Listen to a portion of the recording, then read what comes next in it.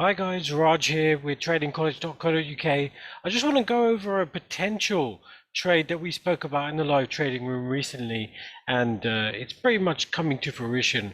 But I just wanted to explain the backdrop around the trade and why we spoke about in the live trading room, what we look for really going forward. So first of all, I want to start on the higher time frame. So the quarterly chart has just turned green, and that's giving us a good indication that maybe, just maybe, that this downtrend could be over after a really long period of consolidation after a move down. Now you can see on the monthly chart, I have our pro trading system here that's given us some signals to the upside, and you can see there the next target after achieving this 820 is at 1130, and this is a company called Pearson. They're based in the FTSE 100.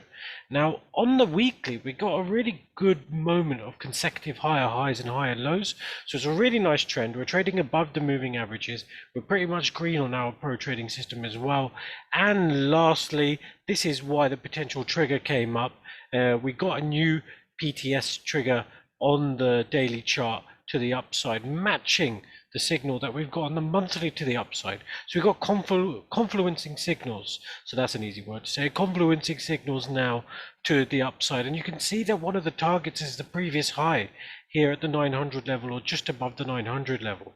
So this is what we truly try and look for, is some signals that we have, so potential signals. So not all of them work, obviously. You have to manage your risk really nicely, and also potentially keep an eye on the targets of where they could get to, or whether they could even run further.